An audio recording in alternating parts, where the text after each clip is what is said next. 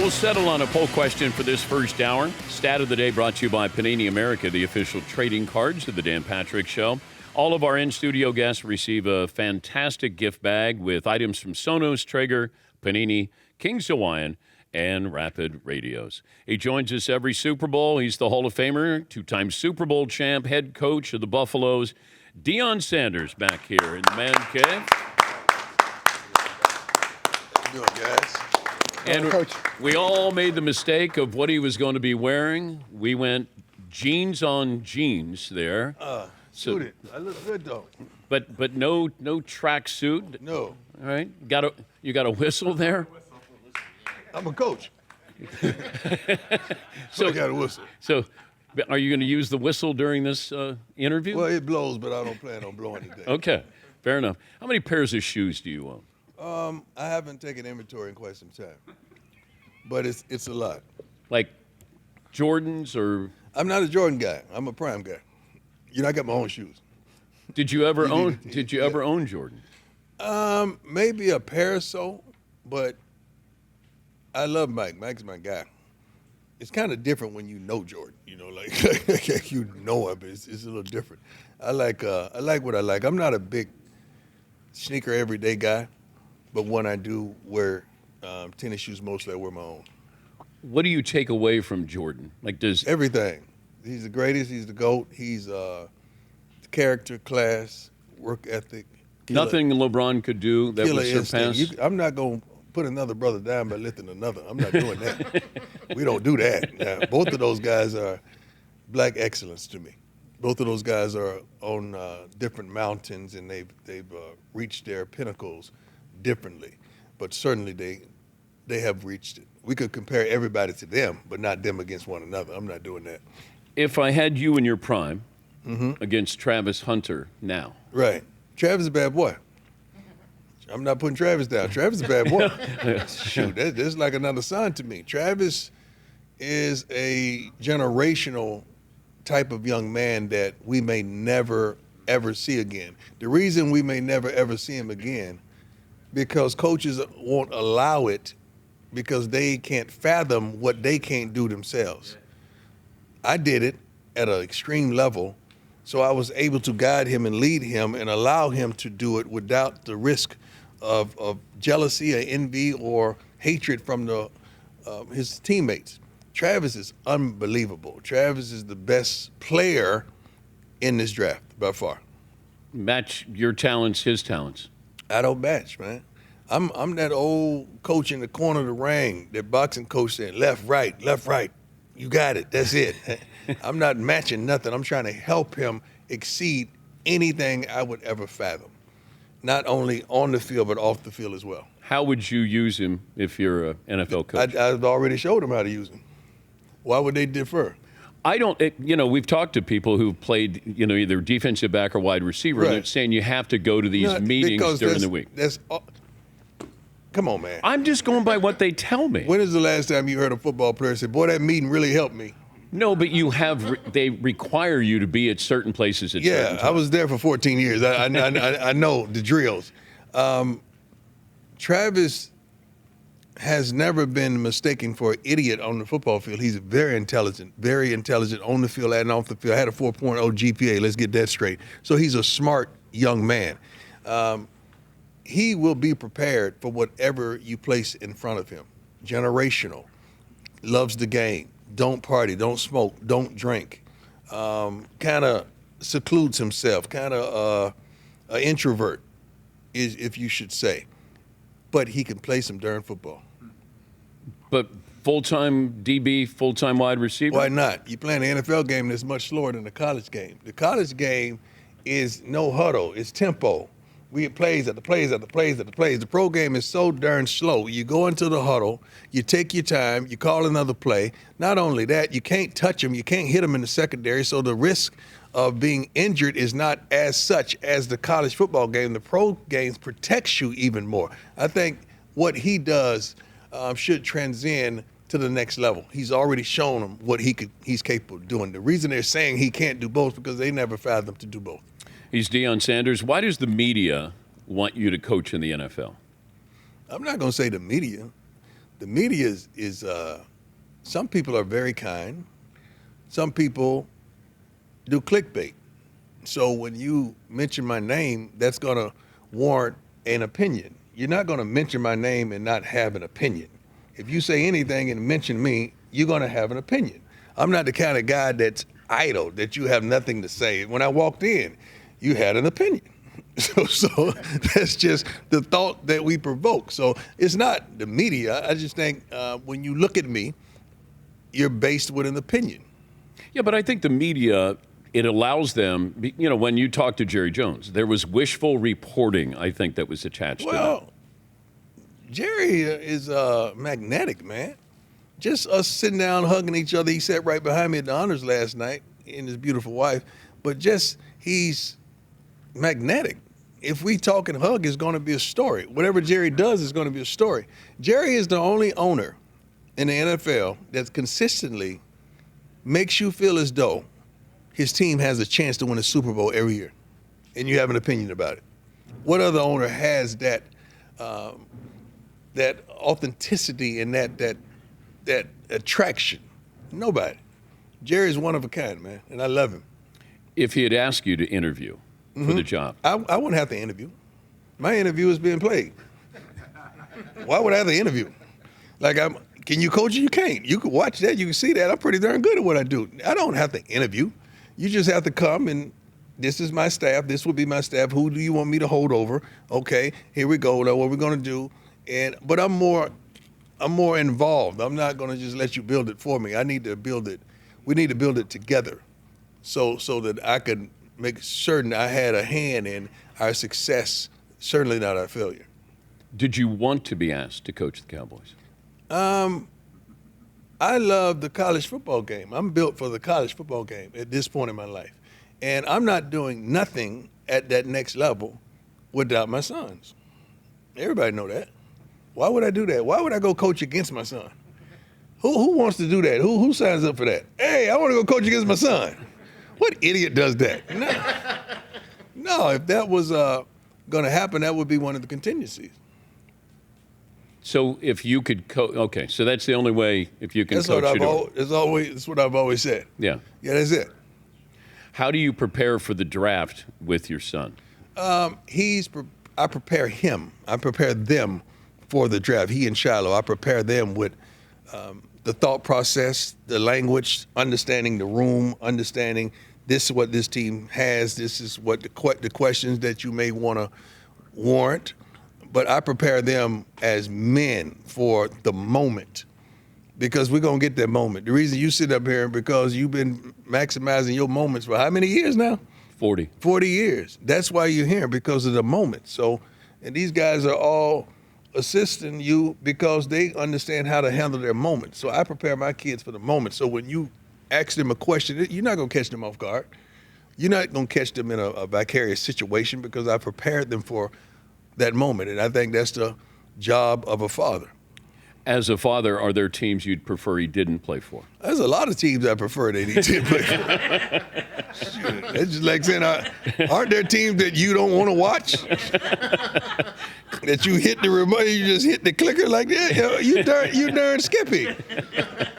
You're right. It's teams I didn't want to play for. So why wouldn't I want my kids? No, come on, man. I'm a dad. I'm a real dad that has a lot of information about the NFL. I know some folks who know some folks who know some folks in the NFL, and I know what's behind the curtain. So definitely, I'm going to lead them in the right direction. But how do you navigate that? I would meet with them behind the closed doors. I would not call them out. I would not put them on Front Street and talk about their organization because people work too hard to make it right instead of a guy like me ignorantly saying something wrong. I would meet with them privately and talk about my concerns so we could have an understanding. Has that happened already? Yes. How many teams? A few. I just want to know. I just want to know why. If you don't get your whys answered, you're going to always be curious in life. So I like to get my whys answered because this is my guy. I mean, these are my kids. This ain't just a homie or a friend. These are my kids. Who does Shedeur remind you of? His dad. He reminds me of me in a lot of ways. He's the son that has always been there. Like what I mean by that is like Bucky, my oldest son, he lived with his mother for a period of time. I was always fathering him, but he didn't stay in the house for a period of time because of separation and divorce. But I won custody of my second set of kids, my second three. But Shador never ventured out. He didn't get mad and get upset and run to mommy and whatever that would be. Shador has always consistently been there. But just he's been with you mean? Yeah. Okay. Yeah, that's what I mean by there. I admired his toughness. Yeah. He hung in the pocket, but he's not elusive like you. We don't want that. Speed. Yeah, but if he was running the ball profusely, you would criticize that. He's a drop back passer. He's a pure pocket passer. Well, I wouldn't criticize it because we look at Lamar Jackson. There's only Lamar. And Lamar didn't win an MVP award that he should have won last night. So there's always going to be criticism when your gift is exemplified tremendously. But Josh Allen runs. Yeah, but you don't criticize him for running. You've never criticized him for running. You've criticized Lamar for running. That's a great analogy. I'm glad you said that. No, I've criticized Josh Allen because he didn't take care of the football. No, a lot of people have, yes. I mean, sure. I can only speak for me. Yes. You're speaking in generalities. Lamar Jackson, I thought was going to win the MVP. Thank you. I thought he was going to win the MVP. I did too. Josh Allen is taking care of the football this year better, and I thought that was the better biggest than Lamar? knock. No, better for him. Oh, okay. Both guys are tremendous. We can't put Josh down and lift Lamar up. But that MVP trophy, I thought, was Lamar's. I would have given it to Saquon Barkley. No. Yeah. Lamar. Well, because he's here. Would you have given it to him if he wasn't here? He ran for 2,000 yards. He changed their offense. Yeah, but that has been done before. A multitude of times. We're never going to have an MVP be a running back But again. Lamar, what he did, I forget his statistics, but his turnovers, he had 3 interceptions or something? 4 interceptions? Yeah. In what, 18, 19 games? Yeah. That's crazy. I know. That's absurd. Like, what he's doing is what everybody said he couldn't do. And he did it to another level, and it still wasn't glorified. What if we had the MVP handed out at the end of the year? That's what it should be handed out. That's when all awards should be handed out, when the body of work is done. So then it's either Mahomes or Saquon Barkley who probably would win the MVP. No, just because they have the lasting impression, that doesn't mean that they're the MVPs. But that isn't value, winning championships? Yes, but it's not singularly value. It's not, that don't make you better because your team is there. You have a better team. There's some guys that can flat out play, but if you put them on a different team, they're wonderful. Example, Cam Ward. Cam Ward and Shador are best of friends. Cam Ward, last year, he probably would have been a 3rd, 4th round draft pick. He goes to Miami, now he's arguably the first pick. Yeah. What happened? What changed? Was the scouts wrong? Or did he go to a better team and get in a better situation? Or were the scouts wrong? Probably both. So let's say they're wrong. They misdiagnosed him. They misrepresented him. They treated him unfairly. And I love where he is right now. I flat out love it because it makes him all look like a fool. Because last year, you can't tell me this wasn't the same guy. That's the same Cam that I knew. That's the same Cam that's doing his thing. He just has a different uniform on. And I love it. If you could change one thing about college football right now. It has to be more structure in regards to what was supposedly NIL. It's not NIL. It's collective. It's pay-per-view. So if I could change something, it would have to be structure and guidelines for these kids. It would be a mimic of the NFL when rookies come in. This is what you could get. This is the maximum. It would be like that for high school kids and the college kids that have already proven themselves would be more, would have more value. We got to have some type of structure. If not, you're going to see the same teams that's exhausting themselves financially and the collectives go to the playoffs every year. You may see 2 surprises, like Arizona State, who played phenomenal, and a couple other teams, but mostly, or what was it, Boise State? Yeah. They played phenomenally, but, you get knocked out.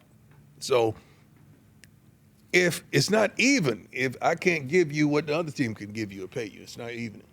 Yeah, I don't know if we get to the pro model eventually. Yeah. Where maybe we take the top 50 schools and then we kind of divide them into regions and then. That's going to happen eventually. Yeah, I think so. It's going, and most schools probably going to break away from football. Is probably going to break away from the other sports. Yeah. It's probably going to be football. Then the other sports have their own AD, and it's probably going to roll like that.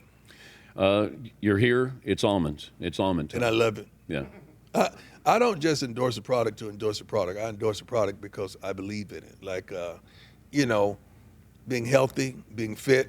I don't have a belt loop. You see, my pants don't have belt loops, so I got to stay lean and mean. So almonds keeps me right there. Weight-wise, my skin is pretty. Look at that. Close up. Come close up on me. The skin is looking good. What's your playing weight and as opposed to where you are now? I probably was anywhere from 185 to 208. Right now, I'm probably 204, legs slightly bow. No. Back to my almonds. All right, here we go. I love California almonds. I love everything about it. They're a healthy snack because I'm a fit guy, so I'm a health conscious type of guy. And when I'm starving and when I'm hungry or something, just to have something instead of stopping at a fast food place or whatever to grab something, I'm able to pop my almonds in. Almonds.com. Which team will be serving your son almonds in the NFL? That's good. I don't know. I think he's gonna go. I know he's gonna go anywhere from 1 to 3. I think at the latest. And leading up to last season, I said that he and Travis probably gonna be 1 and 2 or something like that. But it's probably gonna be 2 and 3 or 1 and 2, 1 and 3. It's gonna be one or the other. But I'm excited. He's the only quarterback that has had, I think, 7 coordinators. He's the only quarterback that has played started every game in high school as well as college except one. He's the only quarterback that you can't brag and boast of a running game on an offensive line that has tremendously protected him. He had to do what he had to do.